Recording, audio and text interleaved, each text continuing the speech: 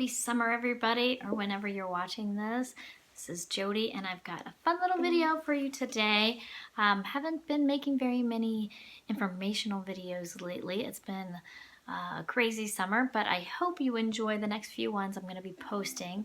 I reviewed this Kala soprano ukulele on this channel a few weeks ago, and now I'm going to be messing around with it a little bit. So the first thing I'm going to be doing is staining this fretboard. And I've done this once before, and so I thought I would make a video to show you how I do it in case you ever want to. I find it particularly useful on these Kala models because Kala has a few really nice, pretty, elegant, cool looking ukuleles that used to have rosewood fretboards, which were nice and dark, that I thought looked really well with some of their styles, and then they replaced those with this light walnut fretboard, which I personally don't care for as much. I just don't think it's as striking. And so I'm going to stain it a darker color. I've done this on my Bacote tenor ukulele from Kala, and now I'm going to be doing it here on the soprano. So it's pretty easy to do, and I'm going to walk you through it. So step one is take off the strings. Like how I did that? Alright, so that's the first step. We gotta remove the strings. The first time I did this, I was lazy and I didn't remove the strings. I just loosened them and moved them to the side, and it was kind of annoying, and I used painter's tape to tape them off to the side. That was before I realized how fun it is to change strings on a ukulele. So I'm going to be changing these strings, putting new ones on, and there will be a sound comparison coming up in the next video. But yeah, I do recommend just go ahead and take them completely off. It will save you a lot of frustration. So that's step one. Step two is to go ahead, grab a polishing cloth, and just give it a little rub down, get any grime or dust that may be on it off of it. So that's step two. Don't forget the bridge because we're going to be staining that as well. Okay. Pretty easy so far. Step three is you need to choose your stain. I have two. Here we go. This is the one I used the first time. It is, are they both the same? Oh no. Okay. So it's ebony because I want it to be really dark. And it's this wood finish stain marker. So it is an actual stain in a marker form. I will post a link to where I got this, but I got it off of Amazon, and I don't remember. I'll put the price up here, but it wasn't that expensive, and I would think you could do quite a few with these.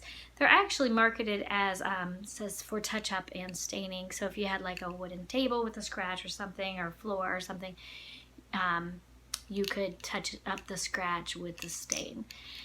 But it also works for very small staining jobs. So I since purchased another one, and I don't really remember why I purchased another one because I was happy with this one, but this one is in the dark walnut, but I think I'm just going to go ahead and use this one since it's already open.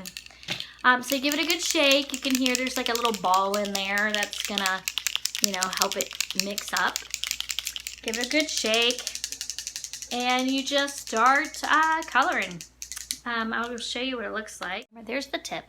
So it's really easy because of the angle on the tip. It's really easy to get right up next to the fret. And so I like to do it this way. So I'm using the help of gravity.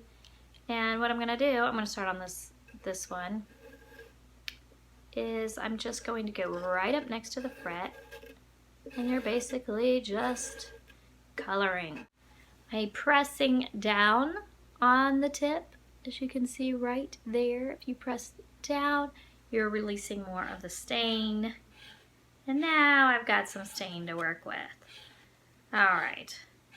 So yes, you want to press down on the tip to get the stain flowing, but you don't need to continue to press on it.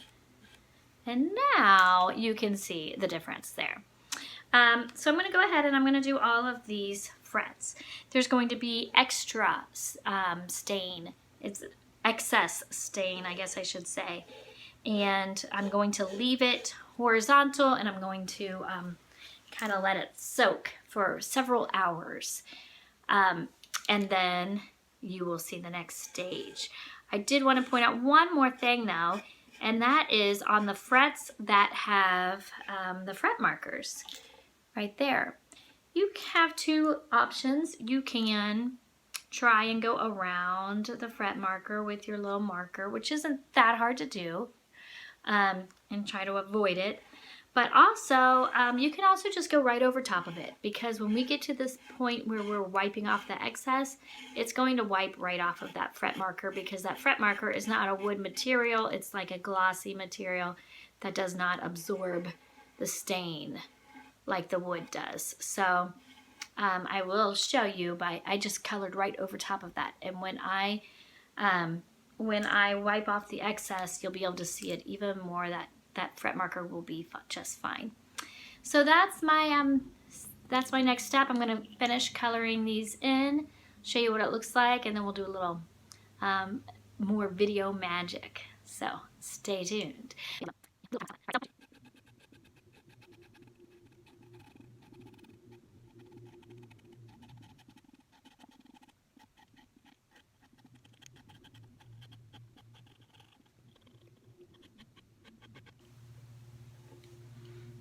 Okay, so now I've got stain all the way up the fretboard, and like I said, there's some like excess stain kind of sitting on the top, and that's why I'm going to leave it horizontal, and I'm going to let it sit for several hours to let it get soak in as much as possible. I don't really know if it's necessary to let it sit for several hours. You could probably do 1 hour maybe, but that's just how I did it the last time, and I've got time to kill. It's summer, so that's what I'm gonna do. But before I do that, I'm going to go ahead and stain the bridge as well. So you can see right now the difference. These were the same color, and now you can see how much darker this is. So I'm gonna go ahead and stain this bridge.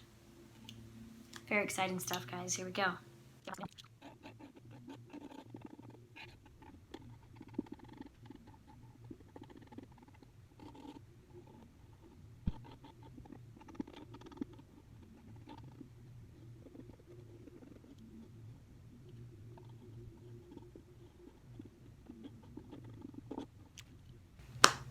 Okay, so there you have it. I have stained the bridge as well, and I'm gonna let those two sit.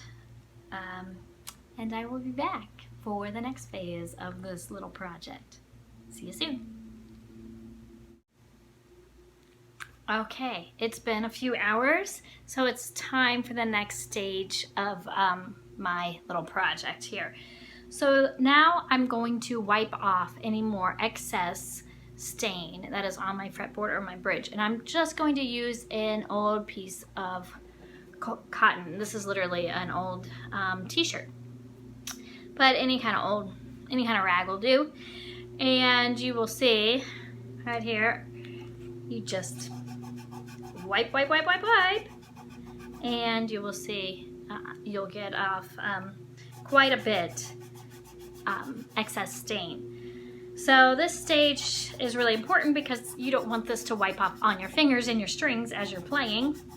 So yeah, I'm gonna do a little time lapse on this, then we'll talk some more.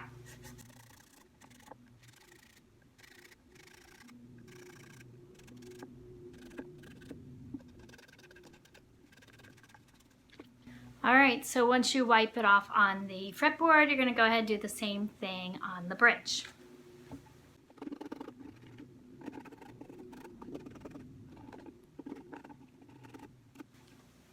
And there we have it. That's, as you can see, when you wipe it off, it's not as dark as when you had the excess stain on top.